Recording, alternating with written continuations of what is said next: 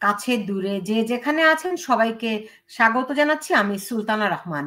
আপনারা জানেন বাংলাদেশে অনেক নাটকীয় পরিবর্তন ঘটছে, অনেক নাটকীয়তা সামনে হতে পারে এমন আশঙ্কাও রয়েছে অনেকের মনে। বিশ্বাস করুন আর নাই করুন, গত জুলাই থেকে বাংলাদেশে যা হচ্ছে তা কোনো অংশে দাবা খেলার চেয়ে কম নয়।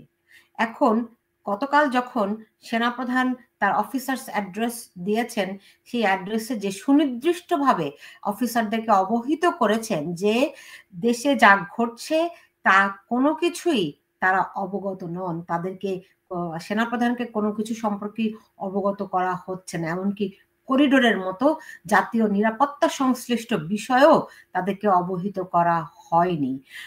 এমনকি আপনারা জানেন যে সেনাপ্রধান যেদিন শেখ হাসিনা চলে যান সেদিন তিনি জনসমক্ষে জাতির উদ্দেশ্যে যে ভাষণ দিয়েছিলেন, সেই ঐতিহাসিক ভাষণে তিনি দাবি করেছিলেন যে দেশের দায়িত্ব তার। কিন্তু তারপরে আমরা আসলে সেই দায়িত্বভার তাকে তার কাঁধে যে আছে এমনটা আমরা উপলব্ধি করতে পারিনি, কারণ দেশে যে পরিমাণ মানে অরাজকতা চলেছে, ভয়াবহ আইন শৃঙ্খলা পরিস্থিতির অবনতি হয়েছে, তা দেখে বোঝার কোনো উপায় ছিল না যে দেশে কোনো আইন কানুন রয়েছে। এমনকি 5 আগস্ট থেকে 7 আগস্ট এই 2.5 দিন দেশে কোনো শাসনই ছিল না, কোনো আইনই ছিল না, এবং পরবর্তীতে সেগুলো ইন্ডেমনিটি দিয়ে বাতিল করা হয়েছে। ওই সময়ে যা কিছু অপরাধ হয়েছে সবকিছু আইনের ঊর্ধ্বে, এমনটি ঘোষণা করেছে ডক্টর ইউনূস সরকার। গতকাল অফিসার্স অ্যাড্রেসে সেনাপ্রধান খুব সুস্পষ্ট সুনির্দিষ্ট করে মূলত 3টি বিষয় তিনি বলেছেন। তিনি এর মধ্যে একটি নির্বাচন, তারা ডিসেম্বরের মধ্যে নির্বাচন দেখতে চান।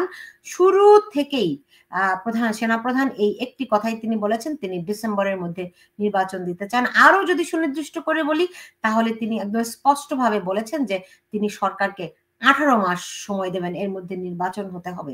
সেই অর্থে গতকাল সেনাপ্রধান খুবই দৃঢ়চিত্তে স্পষ্টভাবে বলেছেন জানুয়ারির 1 তারিখে তারা নতুন সরকার দেখতে চান। ফলে ডক্টর ইউনূস সরকার যে ডিসেম্বর থেকে জুনের মধ্যে নির্বাচন হবে, এই যে একটা 6 মাসের উন্মুক্ত অবস্থান রেখেছিল, সেটি আসলে বন্ধ করে দিতে কি পারলেন সেনাপ্রধান? এই প্রশ্নটি থাকছে। সেই সঙ্গে আপনারা জানেন যে বাংলাদেশে একটা মব কালচার তৈরি হয়েছে, যাকে খুশি তাকে যেখানে খুশি সেখানে মানুষকে পিটিয়ে হত্যা করা, মানুষকে পদত্যাগে বাধ্য করা, লাঞ্ছিত করা, অপমানিত করা। এমনকি সেনাপ্রধান গতকাল যখন ঘোষণা দিয়েছেন যে এই মব কালচার আর চলবে না, শক্ত অবস্থান, কঠোর অবস্থান নেবেন, তারপরও আমরা আজকে দেখেছি যে সঙ্গীত শিল্পী মমতাজ, তিনি সাবেক আওয়ামী লীগের এমপি ছিলেন, তিনি তাকে যখন আদালতে হাজির করা হয় সেখানে তাকে লাঞ্ছিত করা হয়েছে। এরকম পুলিশ হেফাজতে যখন থাকে কেউ, তখন তিনি সবচেয়ে সুরক্ষিত থাকার কথা, কিন্তু আমরা সেই 5ই আগস্টের পর থেকে দেখেছি যখন যেখানে যাকেই আদালতে উত্থাপন করা বা হাজিরা করা হয় তাকে লাঞ্ছিত করা হয়েছে নানাভাবে। বলা হচ্ছে যে ছাত্র জনতা, বিক্ষুব্ধ ছাত্র জনতা এসব করেছে। মানুষ গত 9 মাসে বুঝে ফেলেছে ছাত্র জনতার নামে, বিক্ষুব্ধতার নামে কারা এই লাঞ্ছিত করছে, মানুষের কাছে এখন দিবালোকের মতো স্পষ্ট। আপনারা যদি দেখেন, আমি এই এই 5ই আগস্ট যে সরকারের পতন হয় এর তার আগে জুলাই আন্দোলনে কিন্তু মানুষের একটা স্বপ্ন ছিল, সত্যি সত্যি অনেকেই স্বপ্ন দেখেছিলেন যে একটা পরিবর্তন আসবে। যারা এই পরিবর্তনের স্বপ্ন দেখেছিলেন তাদের অধিকাংশই এখন হতাশায় ভুগছেন। এর মধ্যে যদি আমি একজনের কথা বলি, যার একটি সাক্ষাৎকার প্রকাশিত হয়েছে, তিনি বাঁধন, এই আলোচিত এই মডেল, এই নায়িকা, তিনি তার বক্তব্যটি, কারণ তিনি রাস্তায় নেমে এসেছিলেন খুবই দৃঢ়চিত্তে, অনেক আবেগঘন ভাবে তিনি মানুষকে আহ্বান জানিয়েছিলেন এবং এই সরকারের পতনের জন্য তিনি শক্ত অবস্থান নিয়েছিলেন। এই সরকার বলতে আওয়ামী লীগ সরকারের কথা বলেছি। তো তার একটি একটি একটি মন্তব্য, একটি খবর, মানে মন্তব্য সব জায়গায় এখন ঘুরছে, আপনারা দেখবেন। সেখানে তিনি বলছেন যে যখন জুলাই আন্দোলনে অংশ নেই মনে একটা আশা ছিল, একটা উত্তেজনা ছিল, একটা পরিবর্তনের ইচ্ছা ছিল। এখন সেই আশা চূর্ণ বিচূর্ণ। আমি বিশ্বাস করেছিলাম পরিবর্তন সম্ভব। আমি খুবই ইতিবাচক একজন মানুষ। আমার মনে হয়েছিল পরিবর্তনটা বুঝি শুরু হবে, কিন্তু শুরুটা হলো না। যারা এরকম স্বপ্ন দেখেছিলেন, একটা পরিবর্তনের আশা করেছিলেন, তাদের শুধু স্বপ্ন চূর্ণ-বিচূর্ণ হয়নি। তারা একটা ধোঁকাবাজিতে পড়েছেন, একটা একটা খাদের কিনারে পড়েছেন। আরো যদি খুব স্পষ্ট করে বলি, তারা দারুণ সাংঘাতিকভাবে প্রতারিত হয়েছেন। এই উপলব্ধিটা অনেকের মধ্যেই রয়েছে। যারা যারা ওই আন্দোলনের সমর্থন দিয়েছিলেন এবং এরকম একটা পরিবর্তনের স্বপ্ন দেখেছিলেন, আমি বলব না তারা কোনো অপরাধ করেছিলেন। পরিবর্তনের স্বপ্ন মানুষ দেখতেই পারেন। কিন্তু এই স্বপ্ন নিয়ে যারা ছিনিমিনি করেছিল, এই স্বপ্নকে পুঁজি করে দেশের মধ্যে যারা অরাজকতা করেছিল, তারা কত বড় সর্বনাশা, কত বড় প্রতারক মানুষ হয়তো এখন উপলব্ধি করতে পারছে। অনেকেই পারছে। অনেকে কেউ তাদেরকে তিরস্কার করছেন লাল আন্দোলনকারী বলে বা লাল বাহিনী বলে অনেকভাবে আমি সেটি বলব না। কারণ মানুষ যখন দেখেছে তাদের সন্তানদেরকে হত্যা করা হচ্ছে, আমাদের পুলিশ আমাদের সন্তানদেরকে হত্যা করছে, সেই সেই দৃশ্য দেখে অনেকেই আন্দোলনে যুক্ত হয়েছিলেন। আন্দোলন করাটা কোনো অপরাধ নয়, কিন্তু যদি কেউ ষড়যন্ত্রভাবে, যদি কেউ সুতীক্ষ্ণভাবে প্রতারণার ফাঁদ পাতে, আর সেই ফাঁদে যদি মানুষ পা দেয়, সেটা ওই মানুষটির দোষ নয়। হয়তো দূরদৃষ্টির ঘাটতি থাকতে পারে, অনেক কিছুতেই ঘাটতি থাকতে পারে। কিন্তু মানুষ এক ধরনের প্রতারিত বোধ করেছে। কালকে সেনাপ্রধান যা বলেছেন তার সঙ্গে এই বক্তব্যগুলো মিলে যায়। অনেকেই সেনাপ্রধানের সঙ্গে সেনাপ্রধান অফিসার্স অ্যাড্রেসে যে বক্তব্য দিয়েছেন তার সঙ্গে একত্রতা প্রকাশ করেছেন। বিশেষ করে করিডোর প্রশ্নে আপনারা জানেন যে চট্টগ্রাম বন্দর দিয়ে দেয়া, করিডোর দেয়া মিয়ানমারের জন্য, এগুলো মানুষের ভিতরে এক ধরনের অস্থিরতা, উত্তেজনা এবং এই সরকারের বিরুদ্ধে বিক্ষুব্ধ করে তুলেছে। মানুষ এটি কোনোভাবে পছন্দ করছে না। আমরা জানি আমরা স্বাধীনতাকামী, আমরা স্বাধীনতাকে অসম্ভব রকম ভালোবাসি। ৭১-এ ৩০ লাখ শহীদের রক্তের বিনিময়ে আমরা যে স্বাধীনতা পেয়েছি, তা আজকে পদে পদে ভুলুণ্ঠিত হচ্ছে, যেইটাও মানুষ কোনো ভালোভাবে দেখেনি। ফলে কালকে যখন সেনাপ্রধান তার অফিসার্স ভাষণে যে কথাগুলি বলছিলেন যে মব কালচার বাতিল, ডিসেম্বরের মধ্যে নির্বাচন হতে হবে, তিনি সুনির্দিষ্ট করে আরো অনেক কথা বলেছেন যে তাকে বাদ রেখে তাকে না জানিয়ে কি কাণ্ড কারখানা করা হচ্ছে। অথচ এখন এই সময়টা ছিল ঐক্যের। সবকিছুতে ফাটল ধরেছে কিনা সেনাপ্রধানের এই সুস্পষ্ট উচ্চারণের মধ্য দিয়ে রাজা চেক কি হয়েছে, চেকমেট কি হয়েছে, কি আছে ইউনূস সরকারের ভাগ্যে, এই বিষয়টি নিয়ে কথা বলবো। আমার সঙ্গে অতিথি হিসেবে রয়েছেন লেখক, সাংবাদিক এবং নিরাপত্তা বিশ্লেষক মঞ্জুরুল হক। জনাব মঞ্জুরুল হক, আপনাকে স্বাগত জানাচ্ছি। সরাসরি প্রশ্ন করি, সেনাপ্রধান যে বক্তব্য দিয়েছেন কালকে অফিসার্স অ্যাড্রেসে, আগে যদি আমাকে সেই তার বক্তব্যের তাৎপর্যটুকু বলতেন, এবং যেই প্রশ্নটি আজকে এখানে আলোচনায় রেখেছি, চেকমেট কি হলো। আমি আরেকটু বলে নেই, যারা 9/11 দেখেছেন তারা জানেন ডক্টর ইউনূসকে তখন দায়িত্ব নেয়ার জন্য বলা হয়েছিল, কিন্তু তিনি গ্রহণ করেননি। তিনি দীর্ঘ সময়ের জন্য ক্ষমতায় থাকতে চেয়েছিলেন, সেই 1/11 এর সময়। আর এখন যখন এসেছেন, তিনি যে খুব সহজেই যাবেন, এটি যারা মনে করছেন তারা কি বোকার স্বর্গে বসবাস করছেন কিনা। জনাব মঞ্জুরুল হক। ধন্যবাদ। আপনি তো সেনাপ্রধানের বক্তব্যের যে চুম্বক অংশগুলো, প্রধান অংশগুলো, সেগুলো আপনি উল্লেখ করেছেন। আমাকে এবং আমাকে যারা এখন শুনছেন, এই দর্শক যারা দেখছেন, তাদের কাছে যদি একটি প্রশ্ন করি, আমি জানি এই প্রশ্নের উত্তর আমি যেমন দিতে পারি না, তেমনি তারাও দিতে পারবেন না। সেই প্রশ্নটি হচ্ছে যে এই সরকারের পেছনের শক্তিটিকে আমরা জানি, মোটা দাগে পেছনের শক্তি হচ্ছে সামরিক বাহিনী। সামরিক বাহিনী তাদেরকে সরকারের ক্ষমতায় বসিয়েছে। বলা হচ্ছে যে সরকারকে ক্ষমতায় বসিয়েছে আন্দোলনরত, আন্দোলনের বিজয় অর্জনকারী ছাত্র জনতা।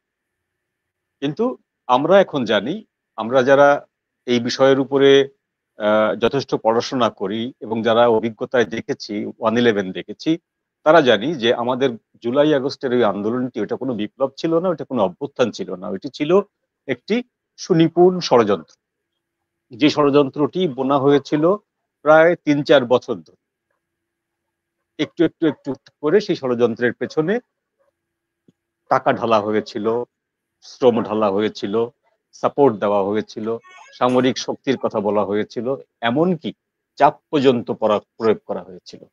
তো সেই জন্য বাঁধনের মতো এরকম আবেগ হয়তো অনেকের আছে, আর অনেকেরই আবেগ নেই। অনেকেই বিষয়গুলোকে সিস্টেমিক ওয়েতে হিসাব করে রাখেন এবং সিস্টেমিক ওয়েতে ভেবেছেন যে যেহেতু এটি কোনো আন্দোলন নয়, এটি কোনো বিপ্লব নয়, এটি একটি ষড়যন্ত্রমূলক রেজিম চেঞ্জ মাত্র, ক্ষমতা দখল করা এবং বিগত সরকারকে ক্ষমতা থেকে সরিয়ে কারা ক্ষমতায় আসতে পারে, উগ্র মৌলবাদী যে গোষ্ঠী, সেই গোষ্ঠী ক্ষমতায় আসবে এবং সেই গোষ্ঠী ক্ষমতায় এসে তাদের মতো একটি খেলাফত প্রতিষ্ঠা করবে বা মুক্তিযুদ্ধ বিরোধী একটি সরকার প্রতিষ্ঠা করবে, যেটি পাকিস্তানের পারপাস সার্ভ করে, যেটি বাংলাদেশকে প্রতিনিধিত্ব করে না।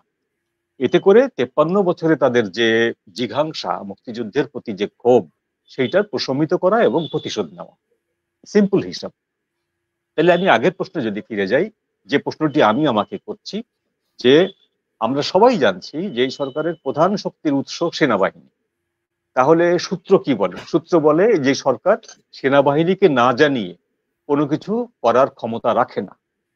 যেহেতু তার জনগণের পিছনের কোনো শক্তি নেই, তার দলীয় কোনো শক্তি নেই, তার একমাত্র শক্তি সেনাবাহিনী। কিন্তু আমরা দেখলাম কি বাস্তবে, যে সেনাবাহিনীকে অবজ্ঞা করে তিনি তার প্রধান শক্তিকে ভেবে নিলেন তার মব বাহিনী, বৈষম্য বিরোধী ছাত্র আন্দোলনের সদস্যরা, তার যে চেলাচামুন্ডারা, তার এনজিও সহকর্মীরা এবং তার সরকারের সাথে জড়িত যে ডিপ স্টেটের দীর্ঘদিনের সুবিধাভোগী যে মানুষগুলো আছে বাংলাদেশে বুদ্ধিজীবী নামে, সেই বুদ্ধিজীবী নামক সেই দীর্ঘদিনের ডিপ স্টেটের সুবিধাভোগী মানুষদের দ্বারা পরিবেষ্টিত যে বলয়টি তিনি তৈরি করলেন, সেই বলয়টিকে ধরে নিলেন এটি শক্তিশালী বলয় এবং ওইটাকে শক্তিশালী ধরে নিলেন। তার পেছনের শক্তি হচ্ছে তার এই উগ্র মৌলবাদী ইসলামিস্ট দলগুলো। এই দুই শক্তিতে বলিয়ান হয়ে তিনি সেনাবাহিনীকে সরাসরি উপেক্ষা করলেন।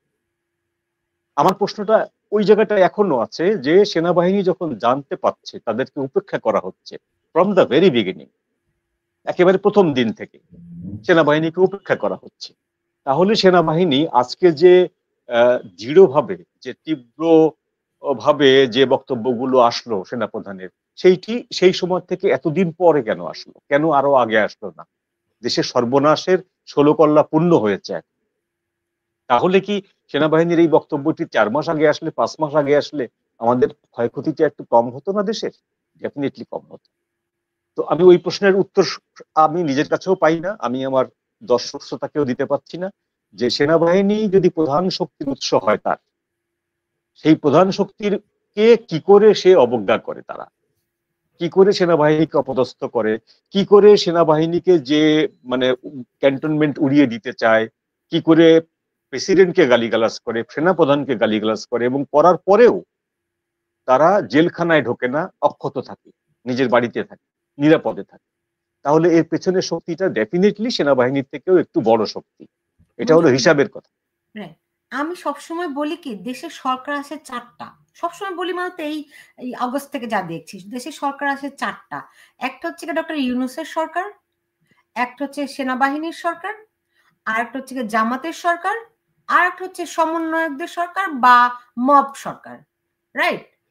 তো যেই কারণে আমরা অনেক সময় অনেক খবরের আজকে এটা ঘটছে তো পরবর্তীতে দিকে এটা বদলে যাচ্ছে, রাইট?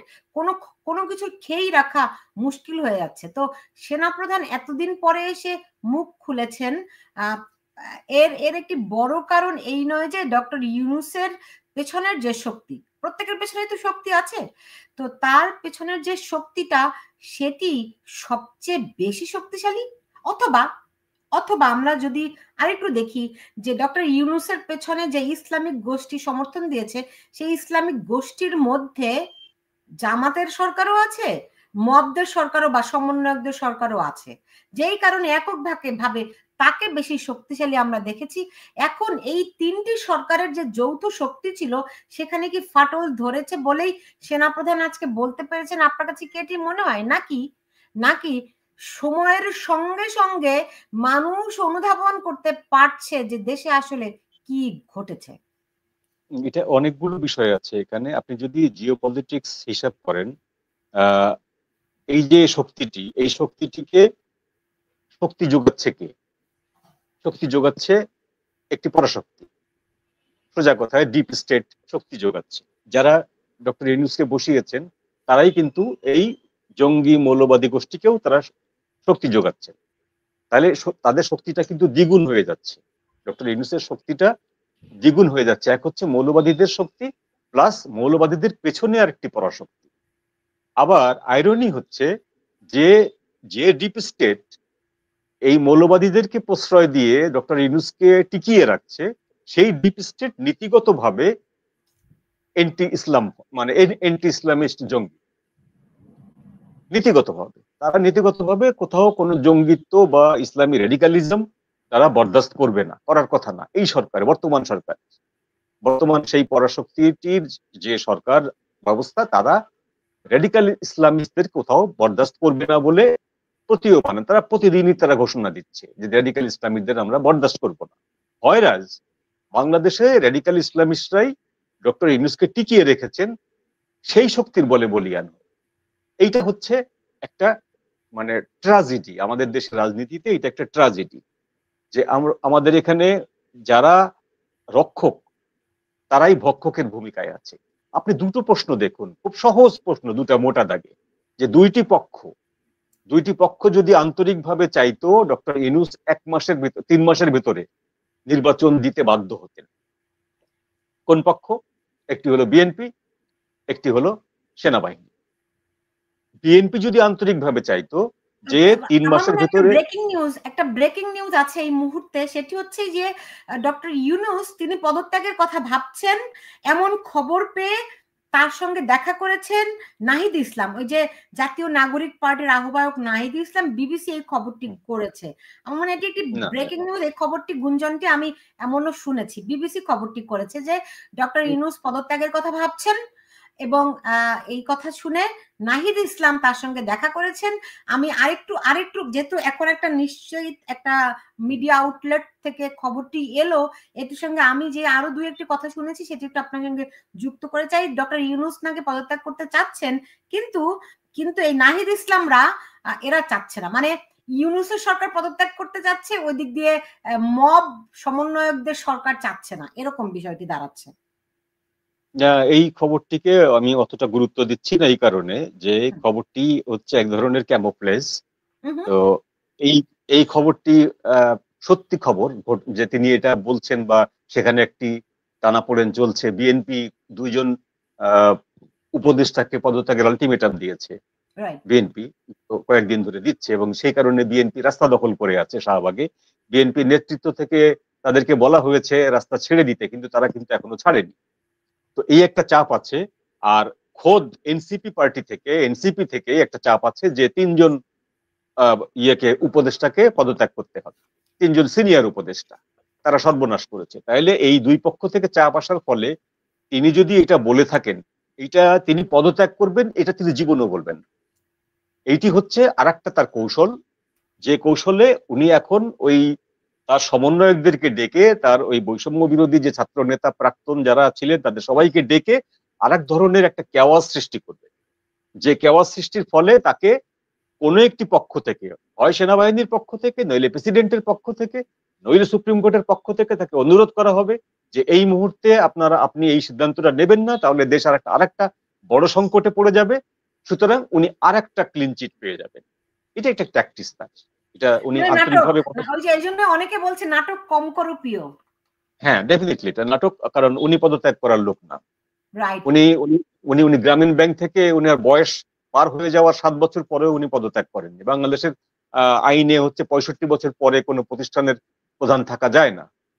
উনি 72 বছর বয়সেও গ্রামীণ ব্যাংকের প্রধান ছিলেন এবং উনি পদত্যাগ করেননি। ওনাকে বাধ্য করা হয়েছিল আইনগতভাবে পদত্যাগ করতে, এবং সেই আইনের বিরুদ্ধে উনি আবার আপিলও করেছিলেন, পরে আপিলে হেরে গেছেন। তো উনি সহসা এই পদ থেকে পদত্যাগ করবেন এটা আমি বিশ্বাস করি না, এবং উনি এটা করবেনও না। যেটা হচ্ছে সেনাপ্রধানের যে আক্রমণাত্মক ভূমিকা, সেনাপ্রধানের যে স্পষ্ট বক্তব্য, সেইটি তাকে প্রশ্নের মধ্যে ফেলে দিয়েছে, সেইটি তার অস্তিত্বকে নাড়া দিয়েছে। এই অস্তিত্বকে নাড়া দেওয়ার ফলে তিনি চারপাশে হাত দিয়ে দেখেছেন যে তার বন্ধু সংখ্যা ক্রমশ কমে এসেছে এবং তার বন্ধুরা এখন সেনাবাহিনীর বিরুদ্ধে সরব হতে পারছে না। ওই যে ব্যারিস্টার ফুয়াদ যেমন চিৎকার করে বলেছিল যে ক্যান্টনমেন্ট গুড়িয়ে দেবে, ওইরকম 100টা ফুয়াদ কিন্তু এখন রাস্তায় দাঁড়িয়ে একটি শব্দ উচ্চারণ করবে না, বিকজ সেনাপ্রধানের একটি লাইন যে রাস্তায় রাজপথে আর কোনো নৈরাজ্য বরদাস্ত করা হবে না। এই কথাটা যে কি ওজন, যে ভ্যালু, সেটা আমরা এখন টের পাচ্ছি। সেনাপ্রধানের এই বক্তব্য আসার পরেই অন্য কোনো মাস হলে, আজ থেকে 3 মাস বা 4 মাস আগে হলে, সেনাপ্রধানের এই বক্তব্যের পরেই কিন্তু সেনাবাহিনী ঘেরাও করো বা সেনানিবাস ঘেরাও করো বলে একটা মব সৃষ্টি হয়ে যেত। সেটা কিন্তু হয়নি এবার। কারণটা হলো যে এই বক্তব্যটি তারা আশা করেনি যে এত কড়া ভাবে একটা সেনানিবাস থেকে একটি বক্তব্য আসবে। তো যে কারণে ডক্টর ইউনূস যখন পায়ের তলার মাটি সরে এসছে এবং যখন তার নিয়োজিত জাতীয় নিরাপত্তা উপদেষ্টা পরিস্থিতিটাকে গুবলেট করে ফেলেছেন, ঘুটে দিয়েছেন একদম।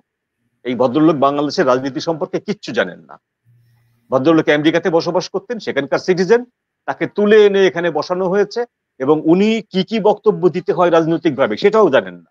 রাজনৈতিক যে শিষ্টাচার, রাজনৈতিক বক্তব্য দেওয়ার, সেটিও তার ভিতরে নেই।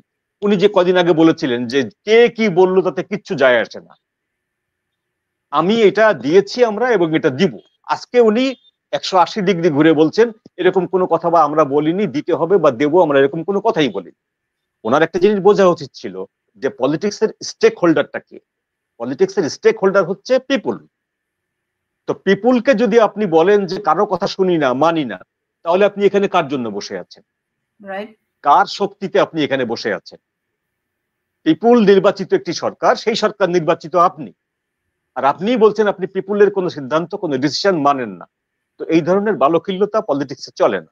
তো এইটা করে উনি যে পরিস্থিতিটা ঘোলাটে করেছেন, সেই ঘোলাটে করার কারণে আজকে সেনাপ্রধান এত কড়া করে বক্তব্য দিতে পেরেছেন।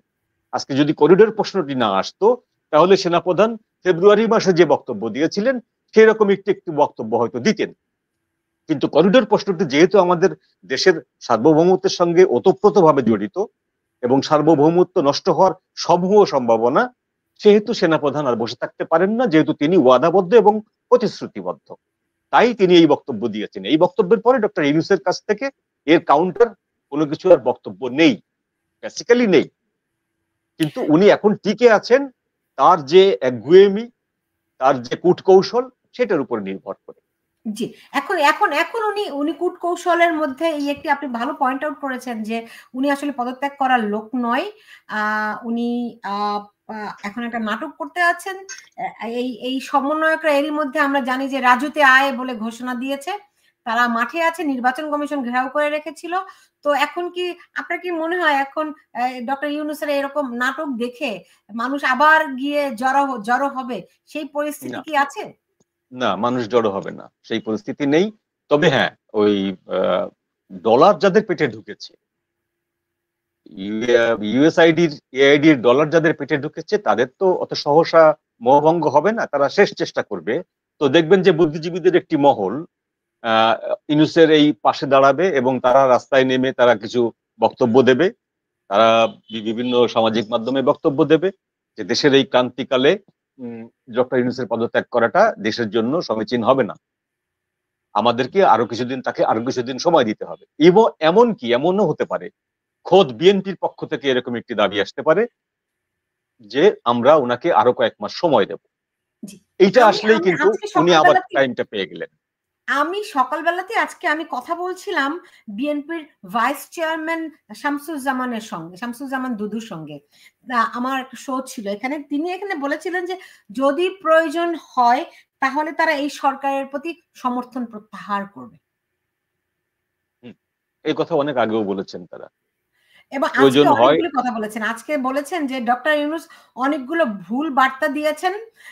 এর মধ্যে তার সঙ্গে এই এই যারা আছে এই এই ছাত্র নাহিদ সার্জিসরা, তাদেরকে তিনি বলেছেন এরা হচ্ছে টাউট বাটপার লুটেরা।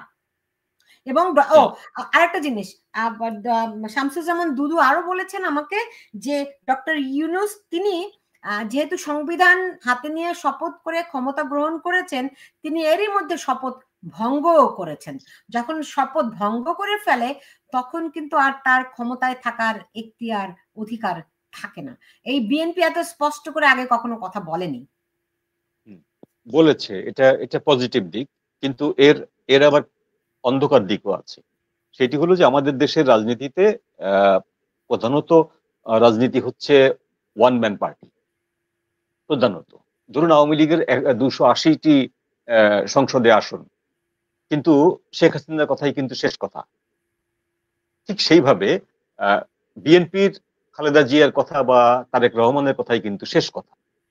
এখন ওদের যে মহাসচিব ফখরুল ইসলাম আলমগীর সাহেব কি বললেন বা শামসুজ্জামান দুদু সাহেব কি বললেন, এরা এরা অনেক কথাই বলতে পারেন, বলবেন, সেটি সেটি হয়তো দলের বক্তব্য, দলেরই বক্তব্য, কিন্তু ওটি শেষ কথা নয়। ওটা দলের বক্তব্য, দলের সাধারণ একটা নর্মস, কিন্তু ওইটি শেষ কথা নয়। শেষ কথা বলবেন খালেদা জিয়া কিংবা তারেক রহমান। তো খালেদা জিয়া দেশে ফেরার পরে যে বিএনপির যে একটা মোড় দেখেছি, আমরা পরিবর্তন দেখেছি, সেই পরিবর্তনটা কিন্তু এই কথাটাকে সাপোর্ট করে না। দুদু সাহেবের এই কথাটাকে কিন্তু ওই পরিবর্তনটা সাপোর্ট করে না।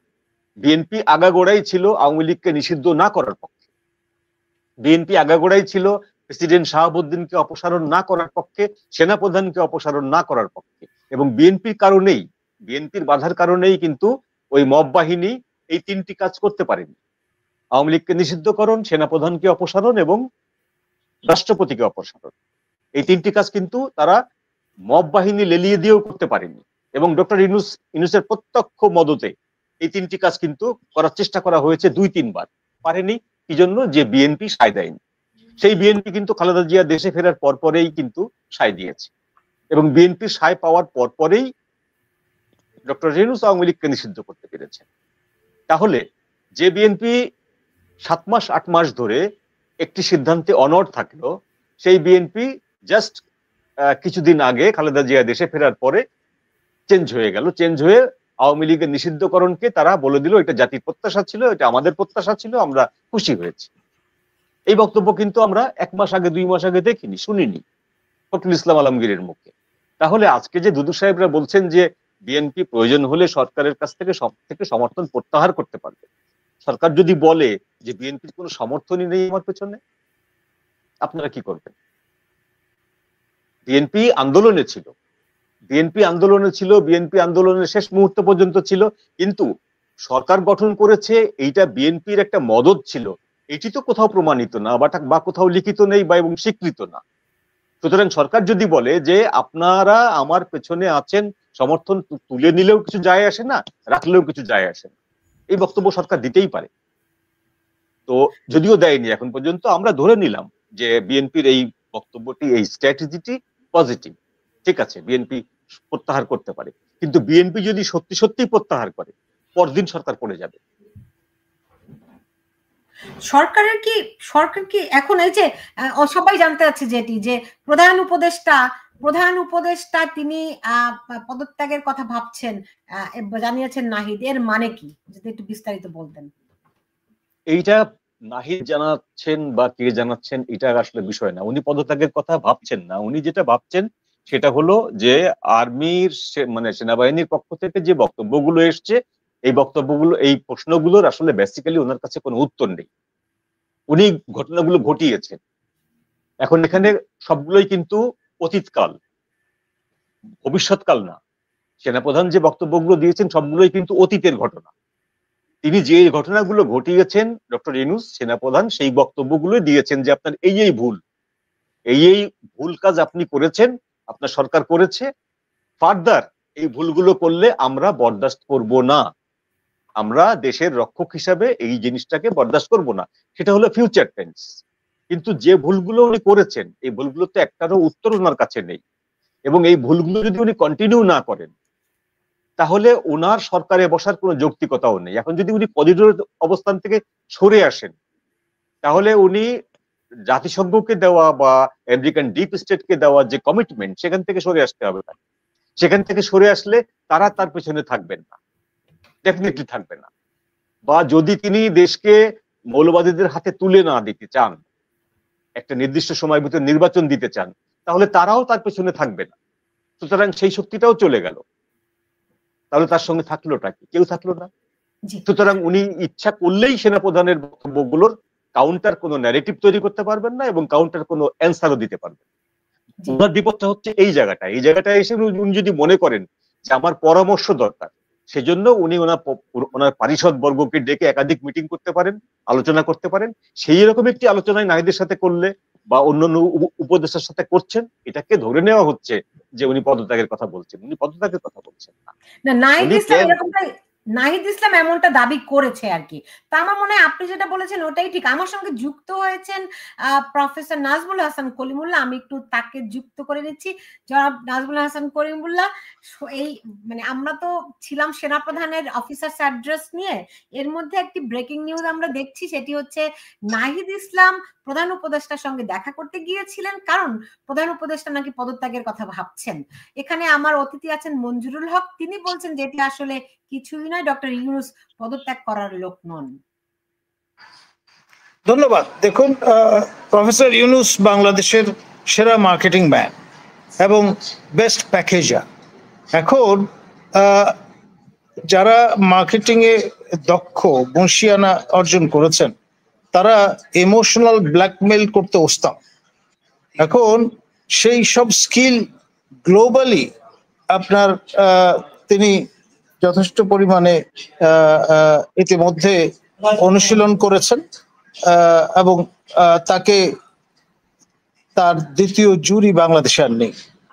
তো এখন বিষয় যেটা, পানি ঘোলা হতে হতে এমন জায়গায় গিয়ে পৌঁছেছে, আপনার দান দান তিন দান বলি না আমরা ছোটবেলা বলতাম, তো বারে বারে কিন্তু এক খেলা চলবে না। এখন সেটাও তিনি কিন্তু বুঝতে পারছেন এবং নৈতিকভাবে তিনি সর্বোচ্চ জায়গায় এখনো অবস্থান করছেন। এই কারণে শুরুতেই, খেলা শুরুর আগেই তিনি বলে দিয়েছিলেন যদি আমরা ব্যর্থ হই তাহলে তিনি তার নিজ কাজে ফিরে যাবেন। তিনি কিন্তু এই ব্যাগেজ টানবেন না, কারণ তিনি বড় মাঠের খেলোয়াড়, সেটাও তিনি জানান দিয়েছেন। সুতরাং তার যে ইন্টিগ্রিটি, সেটা নিয়ে প্রশ্ন তোলার কোনো সুযোগ নেই। তিনি অনেস্ট ব্রোকার এই পার্সপেক্টিভ থেকে দেখলে। এবং আমি খুব অবাক হব না তিনি যদি এই মাসে ঈদের আগে চিন্তা করেন যে তিনি যেখানে ছিলেন, আয়াতুল্লাহ রুহুল্লাহ খোমেনি ফ্রান্স থেকে ফিরে এসে আর যাননি, কিন্তু তিনি হয়তো আয়াতুল্লাহ রুহুল্লাহ খোমেনির পদাঙ্ক অনুসরণ না করে ফিরেও যেতে পারেন। যদি চলে যান আমি অবাক হব না। ধন্যবাদ। জি জি, জনাব মঞ্জুরুল হক, আপনি বলছিলেন তিনি যাবেন না, জনাব কলিমুল্লাহ বলছেন ঈদের আগে। ঈদ পর্যন্ত কি সময় তিনি আসলে পাবেন বলে আপনার মনে হচ্ছে? আমি তো সব আলামত দেখছি টাইম আউট। আচ্ছা, এখানে আমি সেই প্রথমে যে প্রশ্নটি আমাকে করেছিলাম, সেই প্রশ্নটি আমি আবার আমাকে করছি। সেটি হলো যে তার পেছনের প্রধান শক্তির উৎস ছিল সেনাবাহিনী। তাহলে একজন স্যারের বক্তব্য অনুযায়ী যে তিনি মার্কেটিং এ একজন আইকন, আসলে আইকন, পৃথিবীতে একমাত্র তিনিই প্রথম আবিষ্কার করেছেন যে নিঃস্ব মানুষের থেকেও কিভাবে আরো ওয়েলথ শুষে নেওয়া যায়। আমরা জানি যে আখ খাওয়ার সময় খোসা চিবিয়ে ফেলে দেওয়ার পর ওখানে কিছু থাকে না, কিন্তু কেউ কেউ থাকেন যে ওই খোসা থেকেও রস বার করতে জানেন। ডক্টর ইউনূস হচ্ছেন সেই ব্যক্তি, পৃথিবীর একমাত্র ব্যক্তি যে আখের খোসা থেকেও তিনি রস বার করার কায়দাটি আবিষ্কার করেছিলেন, এবং সেই কায়দাটি তাকে প্রাইজ দিয়েছে, নোবেল দিয়েছে, ইত্যাদি ইত্যাদি, আন্তর্জাতিক খ্যাতি সম্পন্ন হয়েছেন তিনি ওই আখের খোসা থেকে রস বার করার সিস্টেমটি আবিষ্কার করার জন্য, যেটি ক্যাপিটালিস্টরা দীর্ঘদিন ধরে চেষ্টা করেও পারেনি। তারা ওয়েলথ আলা মানুষকে শোষণ করতে চাইত, কিন্তু একেবারে একেবারে কপর্দক্ষিণ মানুষকে শোষণ করার যে কায়দাটি, এইটি হচ্ছে আমদানি করেছিলেন ডক্টর ইউনূস। তো উনি যেটা করতে পারেন এটা হলো যে উনি একাধিক চাল চালবেন, যেটি হচ্ছে একটা ইমোশনাল গেম যেটা খেলবেন, যেটা এখন অলরেডি শুরু করেছেন তিনি, যে দেশের কোনো একটি অংশ থেকে তার কাছে একটি অনুরোধ যাবে যে এই মুহূর্তে আপনি পদত্যাগ করবেন না, তাহলে দেশের সর্বনাশ হয়ে যাবে। সেটি আমি আপনাকে আভাস দিয়েছি। সেটি হয়তো প্রেসিডেন্টকে রিকোয়েস্ট করে করতে পারেন, হাত পায়ে ধরে তাকে বলে, সেটি সুপ্রিম কোর্ট থেকে করাতে পারেন, সেনাবাহিনীর কাছে সারেন্ডার করে করাতে পারেন যে আমি আমার সমস্ত অপরাধ স্বীকার করে নিয়ে সারেন্ডার করছি, যে আমাকে আর কিছুদিন সময় দেওয়া হোক, আমি সব গুছিয়ে আমি প্রেসিডেন্টের হাতে ক্ষমতা দিয়ে বা সুপ্রিম কোর্ট নিয়োজিত কারো হাতে ক্ষমতা দিয়ে চলে যাব। কিন্তু মুশকিলটা হচ্ছে যে পলিটিক্স এমন একটা গেম, আপনি ওখানে নামলে গেম শেষ না হওয়া পর্যন্ত আপনার নিস্তার নেই। আপনি পৃথিবীর যে কোনো প্রান্তে যান, আপনি অ্যান্টার্কটিকায় গেলেও আপনাকে ওখান থেকে ধরে আনা হবে। পলিটিক্সের এই একটা চরম ট্রাজেডি। আজকে ঘটনা হচ্ছে, আমি যে কথাটি আবার বললাম, যে প্রশ্নটি আমি আমাকে করেছিলাম, সেনাবাহিনী এই বক্তব্যটি যদি সেপ্টেম্বর অক্টোবরের দিকে বা ডিসেম্বরের দিকেও দিত, তাহলে কিন্তু দেশের অর্থনীতির এই যে ক্ষতিটা হয়ে গেছে গত কয়েক মাসে, এই ক্ষতিটা হতে পারতো না, এবং ডক্টর ইউনূস এতটা ডেয়ারিং হতে পারতেন না সিদ্ধান্ত নেওয়ার ক্ষেত্রে। এখন যে তিনি ভয় পাচ্ছেন, এই ভয়টা তিনি পেতেন, তাহলে কেন নিলেন না? ভয়টা সেনাপ্রধানেরও আছে। আগামী সরকার যে হবে, সে সেনাপ্রধানকে প্রশ্ন করতে পারে, আপনি এই অন্যায়কে 10 মাস, 11 মাস, 12 মাস টলারেট করেছেন কেন?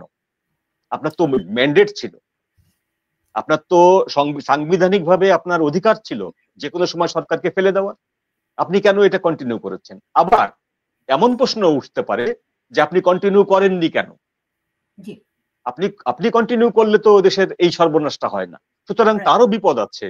ভবিষ্যতে কি হবে এইটি এখন ডক্টর ইউনূস যেমন জানেন না, তেমনি সেনাপ্রধানও জানেন না যে ভবিষ্যতে কি হতে যাচ্ছে। পলিটিক্সের এই চোরাবালিতে আপনি এখন সাজিয়েছেন যেভাবে, এভাবেই যে গেমটা চলবে, ব্যাপারটা তো এরকম না।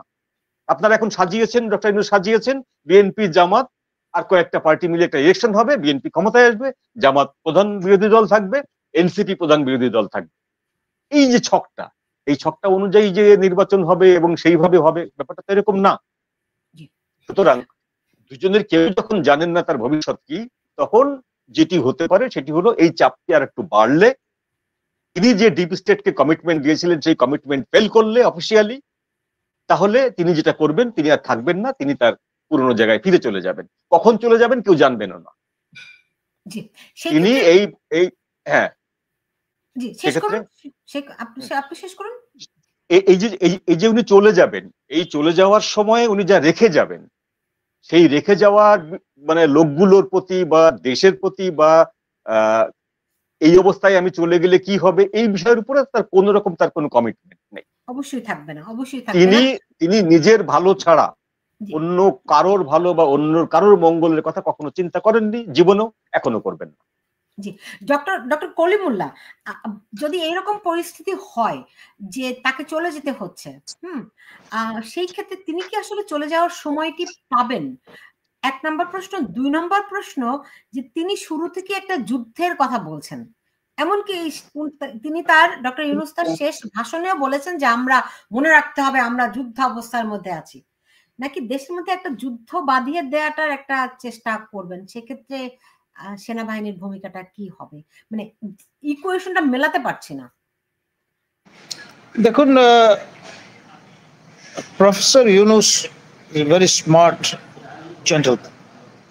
তার পক্ষে যে কোনো রকমের ডিসেপশন হাজির করা সম্ভব, এবং তিনি আমার ধারণা নির্দ্বিধায়, যদি দেখেন তার mission is incomplete and is impossible mission, তাহলে তিনি 1 সেকেন্ডও দেরি করবেন না, তিনি চলে যাবেন উড়াল দেবে, এতে কোনো সন্দেহ নেই।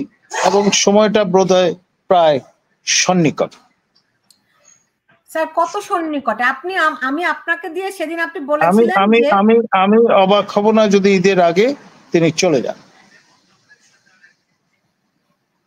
কারণ এখন যে অবস্থায় এসছে দেশের পরিবেশ পরিস্থিতি, এটা সিম্পলি আনগভর্নেবল। কেউ কারো কথা শুনছে না, নাথিং ওয়ার্কস, এবং এটি অভাবিতপূর্ব একটা পরিস্থিতি। বাংলাদেশ কখনো এই পরিস্থিতির মুখোমুখি হয়নি। তো আমি এইটুকু বলে এখানে বিদায় নেব, কারণ আরেকটি সৌরবন্ধে ছিলাম। অনেক ধন্যবাদ, আপনি যুক্ত করেছেন, আপনাকে অনেক ধন্যবাদ স্যার। জি, মঞ্জু ভাই, যদি এরকম একটু অবস্থা হয়, সেই ক্ষেত্রে নির্বাচন হবে নতুন সরকারের অধীনে? নির্বাচনের তো এখন প্রশ্নই আসে না। আপনি যেটা বলছিলেন যে যুদ্ধ পরিস্থিতি, উনি বারবার ঘোষণা করছেন যুদ্ধ পরিস্থিতি, যুদ্ধ বাঁধাবার চেষ্টা করেছিলেন। উনি 2টি যুদ্ধ একসাথে বাঁধাবার চেষ্টা করেছিলেন। একটি হচ্ছে বহুমুখী যুদ্ধ, বিভিন্ন বাইরের শক্তির যুদ্ধ, সেটি তিনি উস্কে যাচ্ছিলেন ক্রমাগত ভাবে ভারতকে, 7 সিস্টার নিয়ে, শিলিগুড়ি করিডোর নিয়ে, চিকেন স্নেক নিয়ে, চট্টগ্রাম বন্দরের এন্ট্রান্স নিয়ে, সবকিছু নিয়ে একটি বাইরের শক্তির একটি আক্রমণের ক্ষেত্র প্রস্তুত করছিলেন। আর অভ্যন্তরীণ ভাবে তিনি সেনাপ্রধানের নিচের স্তরের যে অফিসারদের ভেতরে এক ধরনের গ্রুপিং করার চেষ্টা করছিলেন, তার এই খলিলুর রহমান সাহেবকে দিয়ে, তার এনএসএ কে দিয়ে। তো এটা করে সেনাবাহিনীর ভেতরে এক ধরনের ভাঙন সৃষ্টি করা, সেনাবাহিনীর ভেতরে আরেকটি শক্তি কেন্দ্র গড়ে তোলা।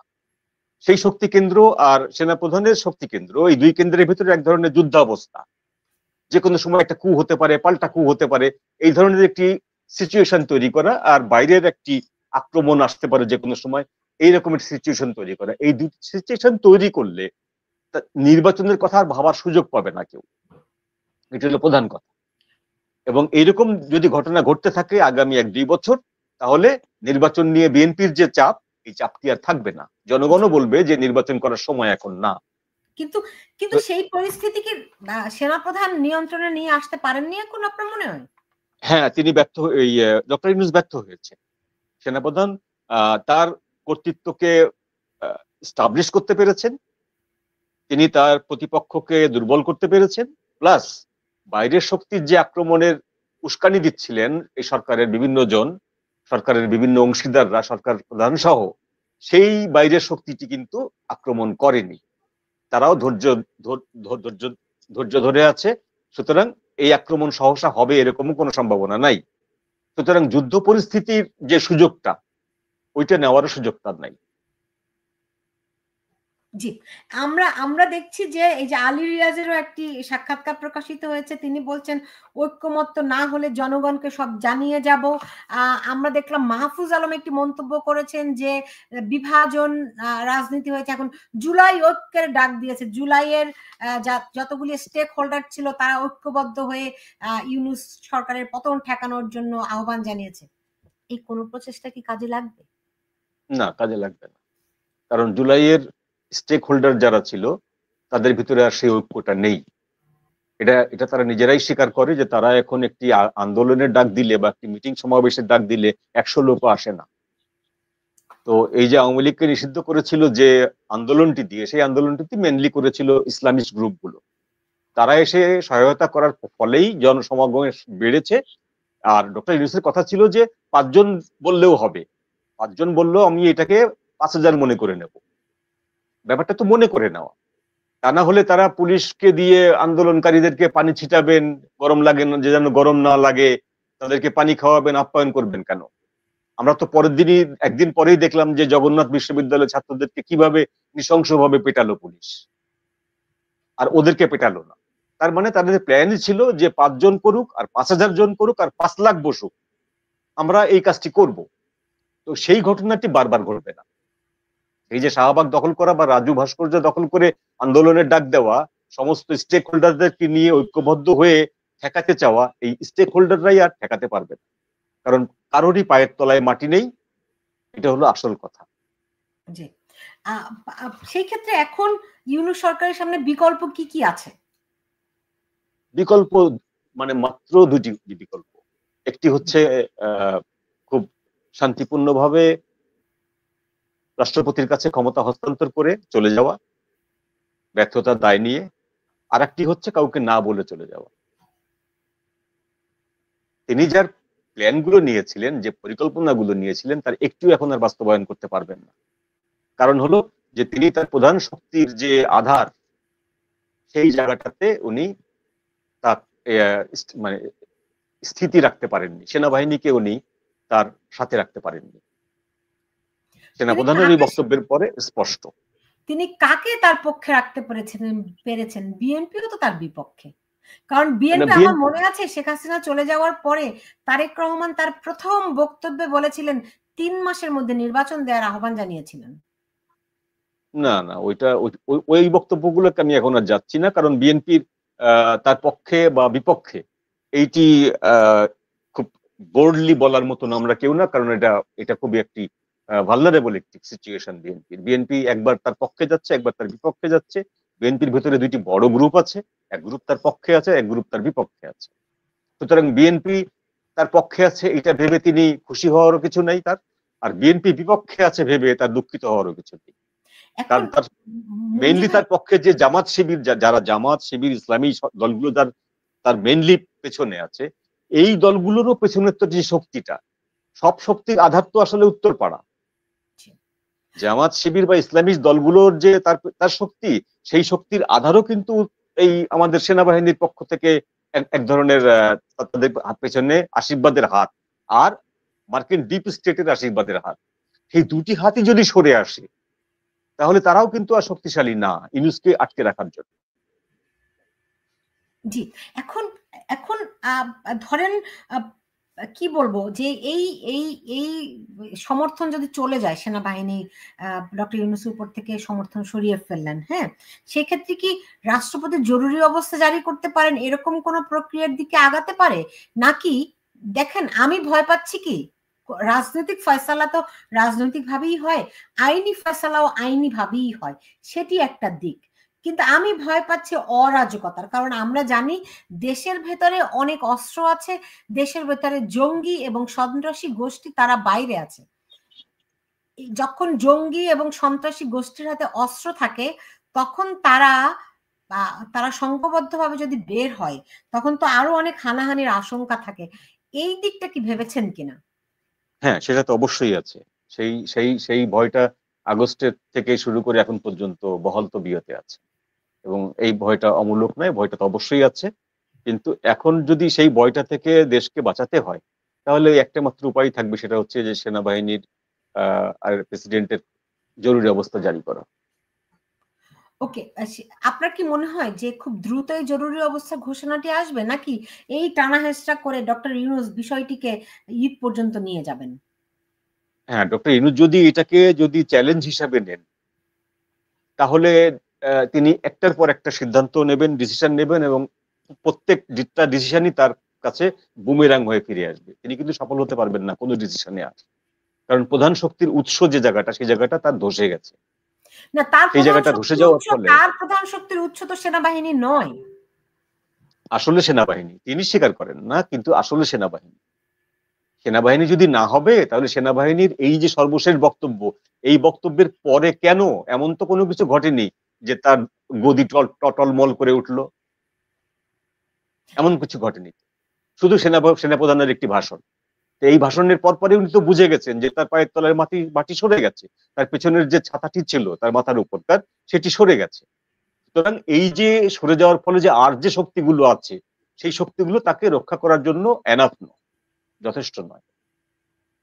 এখন ডক্টর ইউনূস কি অনুধাবন করতে পারেননি যে এইরকম একটা পরিস্থিতির দিকে যেতে পারে? তিনি কি ক্ষমতাকে স্থায়ীভাবে নিয়েছিলেন?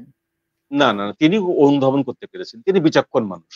তিনি এটা অনুধাবন করতে পেরেছেন। তিনি যেটা হয় যে মানুষের যে যখন প্রতিহিংসা পরায়ণ হয় মানুষ, তখন তার স্বাভাবিক যে পদক্ষেপগুলো, সেগুলো আর স্বাভাবিক থাকে না, অস্বাভাবিক হয়ে ওঠে। নরমালি উনি বিচক্ষণ মানুষ, উনি সবই বুঝতে পারছেন। বুঝতে পারার পরে উনি শেষ চেষ্টা করবেন ব্যাপারটাকে মিনিমাইজ করার জন্য। অর্থাৎ আজ থেকে 2 মাস আগের যে সিচুয়েশন দেশের ছিল, সেরকম একটি সিচুয়েশন তৈরি করার জন্য শেষ চেষ্টা করবেন। আমি আপনাকে আগেই বলেছি যে দেশের বুদ্ধিজীবীদের এক অংশ, এরা ইমোশনাল গেম খেলতে মাঠে নেমে যাবেন। নারীদের এক অংশ মাঠে নেমে যাবে, ছাত্রদের এক অংশ মাঠে নেমে যাবে, ইসলামিস্টদের সব পুরো অংশটাই মাঠে নেমে যাবে। নেমে যেয়ে তারা চেষ্টা করবে সরকারকে টিকিয়ে রাখার জন্য। কিন্তু যদি সেইটা মাঠে নেমে, তো তারা এমনি এমনি বসে থাকবে না, তারা এনার্কি করবে। আর এনার্কি করলে সেনাপ্রধানের বক্তব্য অনুযায়ী সেই এনার্কি সেনারা আর বরদাস্ত করবে না। এই জায়গাটায় হচ্ছে এসে থামবে। আমি যদি সেনাপ্রধানের বক্তব্যের কথা ধরি, তাহলে তারা তাদের ঘোষণা মতে রাজপথের কোনো এনার্কি বা কোনো নৈরাজ্যকে তারা আর বরদাস্ত করবে না। সুতরাং একটা মুখোমুখি কনফ্রন্টেশন দেখতে পাওয়া যায়, যদি জরুরি অবস্থা জারি না হয়। আর জরুরি অবস্থা জারি হলে তখনকার সিস্টেমে সেই আইনে যেটা হবে সেটা করতে পারে। জি, তারা কত বড় কি বলবো, আমি বিচক্ষণ বলবো না, কতখানি চতুর, তারা পুলিশের কাছ থেকে অস্ত্র কেড়ে নেওয়ার পরিকল্পনা করছিল, রাইট, বা করছে এখনো, যাতে করে সেনাবাহিনীকে আমরা ওই মারণাস্ত্র হাতে দেখি। এরকমই না বিষয়টি? কি এখন যদি তারা এনার্কি সৃষ্টি করতে চায়, তাহলে কি আপনার মনে হয় পুলিশ বাহিনী পারবে নাকি সেনাবাহিনী এই বিষয়টিকে মোকাবেলা করবে? সেক্ষেত্রে তাদের সামনে কি কি প্রতিবন্ধকতা থাকবে? না, এটা বাংলাদেশের পুলিশ বাহিনী তাদের মোকাবিলা করতে যাবে না, কারণ পুলিশের ভিতরে অনেক ফ্যাকশন হয়ে গেছে। পুলিশের যে লোকগুলো মারা গেছে তারা তাদের বিচার চাইতে পারেনি, বিচার চাইলে তার চাকরি চলে গেছে। সুতরাং পুলিশের একটা বড় অংশ আহ, এই ল অ্যান্ড অর্ডারের ভিতরে থাকবে না, মানে চেইন অফ কমান্ডের ভিতরে থাকবে না। যে অংশটি থাকবে সেই অংশটি এই পুরো পরিস্থিতি ট্যাকেল করতে পারবে না। সেনাবাহিনীকে যে কোনো ভাবেই হোক সেনাবাহিনীকে ইনভলভ হতেই হবে, নো ওয়ে। এখন পুরো বাংলাদেশ, আমার ফোন ক্রমাগত বেজে যাচ্ছে, ক্রমাগত মেসেজ পাচ্ছি যে সবাই জানতে চাচ্ছে ডক্টর ইউনূস কি পদত্যাগ করেছেন কিনা, কারণ তিনি পদত্যাগের কথা ভাবছেন বলে যে খবরটি প্রকাশিত হয়েছে, এটি পুরো বাংলাদেশ এখন একদম সয়লাভ হয়ে, শুধু বাংলাদেশ না আমি বলবো সারা পৃথিবীতে এই খবরটি এখন সবচেয়ে হিটেড খবর। আপনি নিশ্চয়ই বুঝতে পারছেন। তো আমি আমি এই বক্তব্যটি এই বিষয়টিতে উচ্ছ্বসিত হওয়ার মতন কোনো কিছু দেখি না। আমার কাছে এটি মনে হয় যে এইটাও একটা স্ট্র্যাটেজি। এইটা যদি স্ট্র্যাটেজি হয়, আপনার কি মনে হয় যে এই স্ট্র্যাটেজি এখন আর কাজে লাগবে ডক্টর ইউনূসের? কারণ আমি তো দেখছি সবাই মনে করছে মানে এটা প্রত্যাশিত, গত 5-6 দিন ধরে যেভাবে করে কিছু একটা ঘটছে এই কথা যেমন রটছে, সেই সঙ্গে মানুষের ভিতরে তো একটা প্রস্তুতিও তৈরি হয়ে গেছে যে যে কোনো কিছু ঘটতে পারে। সেক্ষেত্রে স্ট্র্যাটেজি তাদের স্ট্র্যাটেজি কাজে লাগবে কি লাগবে না সেটা হচ্ছে পরের ব্যাপার। প্রথম কথা, তারা স্ট্র্যাটেজি নিয়েছেন, সেটা প্রয়োগ করছেন। কাজে না লাগলে গেল, আর লাগলে তো লেগেই গেল। কিন্তু বিনা যুদ্ধে নাহি দিব সুজাগ্র মেদিনী, ব্যাপারটা তো সেরকম যে উনি অত সহজে ছেড়ে দেবেন, আপোষে চলে যাবেন, বিমানে করে ফ্রান্সে যে টেক অফ নামবেন, এই ব্যাপারটা এত সহজ না। উনি শেষ চেষ্টা করবেন, যখন দেখলেন যে হচ্ছে না তখন উনি চলে যাবেন। এই চেষ্টাগুলোর একটা পার্ট হচ্ছে এই নাটকটি, যে পদত্যাগ করতে চাচ্ছেন। উনি আগেও বলেছেন, উনি যখন ক্ষমতা গ্রহণ করেন তখনই বলেছেন যে আমি যা বলবো আমার কথা শুনতে হবে, তা না শুনলে কিন্তু আমি থাকবো না, চলে যাব। তো এই কথা তো নতুন না।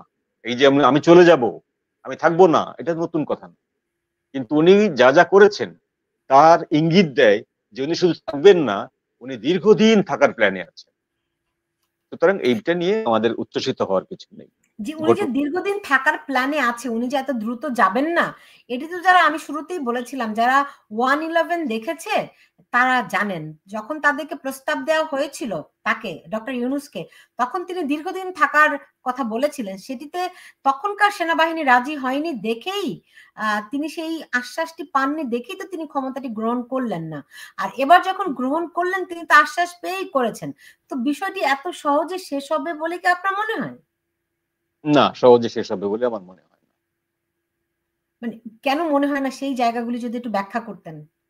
না, সেটি অনেকবারই বলেছি যে সহজে হাল ছেড়ে দেওয়ার মানুষ উনি নন। আর ওনার পাশে যারা আছেন, সেনাবাহিনীর ভেতরেও ওনার সমর্থক আছেন, পুলিশের ভেতরেও আছেন, আমলাদের ভেতরেও আছেন, আর যারা সরাসরি ডিপ স্টেটের ক্লায়েন্ট তারা তো আছেনই। তারা শেষ চেষ্টা করবেন, একটা এনার্কি তৈরি করবেন। এনার্কির ভেতর দিয়ে তো আসলে পজিটিভ কোনো কিছু আসে না, আবার মাঝে মাঝে চলেও আসে। তো একটা এনার্কির ভেতর দিয়ে যেমন আপনি শুনবেন যে এরই মধ্যে রাজু ভাস্কর্যের সামনে ওই যে জুলাই ঐক্য শুরু করে দিয়েছে, তারা মিছিল মিটিং শুরু করে দিয়েছে আর কি। হ্যাঁ হ্যাঁ, এটি চলবে। এটি আমি তো বললাম যে এটি চলবে, এটা রাতভর চলবে। আরো কালকে সকালে দেখবেন যে বেশ কিছু নারী রাস্তায় নেমে যাবে, বেশ কিছু বুদ্ধিজীবী রাস্তায় নেমে যাবেন, বেশ কিছু বুদ্ধিজীবী নেমে রক্ষার চেষ্টা করবেন। এগুলো করবেন, এগুলোতে অবাক হওয়ার কিছু নেই। এগুলো সব পলিটিক্স এর এলিমেন্টস এক একটা। জি, তো যারা নামবেন তারা কারা? হ্যাঁ, যারা নামবেন তারা তো আমরা চিহ্নিত করতে পারি। তারা নিজেদেরকে ইয়ের মানে ফ্যাসিবাদ বিরোধী ঐক্যের কথা বলে, ফ্যাসিবাদ হটিয়েছি তার যোদ্ধা বলে। বিশিষ্ট বিশিষ্ট বামপন্থী বুদ্ধিজীবী কিছু আছেন, তারা আছেন। কিছু লিবারাল ডেমোক্রেট আছেন, তারা নামবেন। কিছু আমেরিকান একেবারে ডাইরেক্ট আমেরিকান লোকজন আছেন, তারা নামবেন। এগুলো তো থাকবেই। কিন্তু মূল জায়গাটা এটা না, মূল জায়গাটা হচ্ছে যে আপনার পেছনের খুঁটি কোন জায়গাটায়।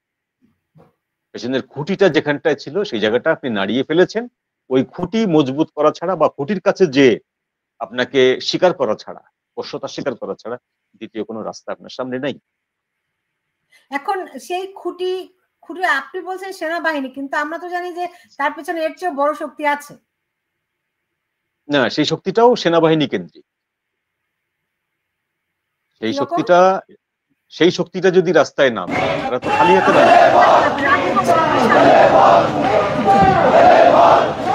যাই হোক, আমরা অনেকক্ষণ কথা বললাম, বিষয়গুলো এখন আর ভাষণ হয়ে যাবে। সেই শক্তি যদি মাঠে নামে, তাহলে তাদের নিজ দায়িত্বে নামতে হবে। তখন সেনাবাহিনী ফুল স্কেল মাঠে নেমে যাবে। হুম। তখন সেটা তারা সামলাতে পারবে কিনা, এটা তাদের ব্যাপার। ওকে, এখন আপনি দেখতে পাচ্ছেন যে তারা মশাল মিছিল করছে জুলাই ঐক্য নামে। এটা ঢাকা বিশ্ববিদ্যালয়ে এই মুহূর্তে চিত্র। তারা রাজু ভাস্কর্যকে কেন্দ্র করে, ওই যে আপনি যেমনটি বলছিলেন যে তারা একটা বিরাট কিছু নাটক করার চেষ্টা করবে। সো আমরা কি দেখবো যে রাতভর এখানে অনেক লোকজন হয়ে গেছে? বিষয়টি কি এরকম হবে? না, রাতভর এটা থাকবে, কিন্তু অনেক লোকজন হয়ে যাবে, লাখ লাখ মানুষ এসে যাবে, এরকম কোনো ঘটনা ঘটবে না। এরকম ঘটনা মানুষের যথেষ্ট শিক্ষা হয়েছে। সাধারণ মানুষ তো আসবেই না, দলীয় লোকজন আসতে পারে। এখন নির্ভর করবে বিএনপি এই কোন দিকে যাবে। বিএনপি এদের পাশে এসে দাঁড়াবে, নাকি বিএনপি ঘরে দূরে বসে চুপচাপ বসে থাকবে। বিএনপি তো অলরেডি উপদেষ্টাদের পদত্যাগ দাবি করেছে। দুজন ছাত্র উপদেষ্টা তাদের পদত্যাগ যেমন দাবি করেছে, তেমনি আরো 2-1 উপদেষ্টা পদত্যাগ দাবি করেছে, তাই না? সেটা দাবি করুক, কিন্তু প্রধান উপদেষ্টার পদত্যাগ তো দাবি করেনি। সরকারের পতন তো দাবি করেনি না, কিন্তু তারা সরাসরি যখন বলছেন যে প্রধান উপদেষ্টা শপথ ভঙ্গ করেছেন, এই কথা তো আগে বলেননি। এটা আগেও বলেছে, শপথ ভঙ্গের কথা বলেছে। শপথ ভঙ্গের কথা বলেছেন, আমাদেরকে হতাশ করেছেন, আমাদের কথা পাত্তা দেন নেই, আমাদেরকে উনি মানুষ বলে গণ্য করেন না, এমন অনেক কথাবার্তা আমরা ফখরুল ইসলাম আলমগীর সাহেবের মুখ থেকে শুনেছি। তো আমি তো ওই যে বললাম প্রথমেই, না বিএনপির কি হচ্ছে এটা আমরা বলতে পারবো না, আমরা এখন শেষ করি আপাতত। জি, না ধরেন করিডোর প্রশ্নে বিএনপি তাদের প্রতিক্রিয়া এক ধরনের জানিয়েছে, তাই না? তো এইখানে যে এই পরিস্থিতিতে যে আসলো, এর পেছনে যে প্রেক্ষাপট গুলো কাজ করলো, হ্যাঁ, তো সেইটা বিএনপি যদি যে প্রেক্ষাপটে গ্রহণ করুক না কেন বিএনপি, আপনার কি মনে হয় যে তাদের পক্ষে জনসমর্থন, জনভিত্তি অনেকখানি নির্ভর করবে না সেই পরিস্থিতির উপর? না, বিএনপি তো একটা রাজনৈতিক দল, তারা রাজনৈতিক ভাবে তাদের সাথে কথা না বলে আপনি একটি দেশকে করিডোর দিচ্ছেন, এটা বিএনপি কেন মেনে নেবে? এবং বিএনপি তার অবস্থান থেকে করিডোরের বিষয়ে যে বক্তব্য দিয়েছে এটি ঠিক আছে। বিএনপির সাথে কথা বলেননি, কারোর সাথে কথা বলেননি, সেনাবাহিনীর সাথে কথা বলেননি, আপনি দেশের একটি জায়গায় করিডোর দিচ্ছেন, বিদেশি সৈন্যরা সেখানে যাতায়াত করছে, এটা তো বিএনপি মেনে নেবে না। এবং যদি মেনে নিত, তাহলে বরং বিএনপিকে তার জনগণের কাছে জবাবদিহি করতে হতো, তার পার্টির কাছে জবাবদিহি করতে হতো। বিএনপি সেটা মানেনি। এখন এইটার থেকে সৃষ্ট যে ঘটনাটা, এই ঘটনাটার যদি এখন সরকারের পতন হয়, বিএনপির কোনো সমস্যা নেই, বিএনপি আটকাতে যাবে না, বিএনপি তার দলীয় শক্তি দিয়ে সরকারকে প্রোটেক্ট করতে যাবে না। আবার বিএনপি চাইবেও না যে এই মুহূর্তে সরকারের পতন ঘটে যায়।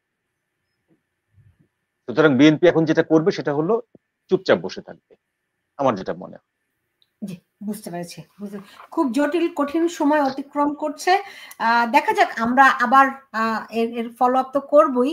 জনাব মঞ্জুরুল হক, আপনাকে অনেক ধন্যবাদ জানাচ্ছি আমার সঙ্গে যুক্ত হওয়ার জন্য। আপনি ভালো থাকুন। আপনাদের ভালো, ধন্যবাদ, সবাইকে ধন্যবাদ, শুভরাত্রি। দর্শক, এই ছিল আমার এখনকার আয়োজনে। ঘটনা যাই ঘটুক না কেন, যেদিকে আগাক না কেন, নিশ্চয়ই আমি আপনাদের সামনে আবারও আপডেট নিয়ে হাজির হব। কিন্তু আপনারাও চোখ কান খোলা রাখেন।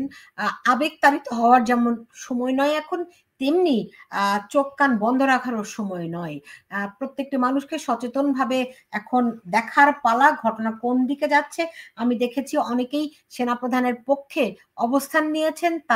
তারা যে করিডোর প্রশ্নে সেনাপ্রধান যে শক্ত অবস্থান নিয়েছেন, এতে অনেকেই বলছেন সেনাপ্রধানকে স্যালুট জানাচ্ছেন এবং দেশের স্বাধীনতা সার্বভৌমত্ব রক্ষার যে দায়িত্ব তার কাঁধে রয়েছে, সেটি তারা রক্ষা করবেন। মানুষ সামাজিক যোগাযোগ মাধ্যমগুলোতে অন্তত সেরকম বক্তব্য আমরা দেখছি। অন্যদিকে কিছুক্ষণ আগেই যেই খবরটি এলো যে নাহিদ ইসলাম তিনি প্রধান উপদেষ্টার সঙ্গে দেখা করেছেন এবং সেখানে তিনি জানিয়েছেন তিনি পদত্যাগ করতে পারেন।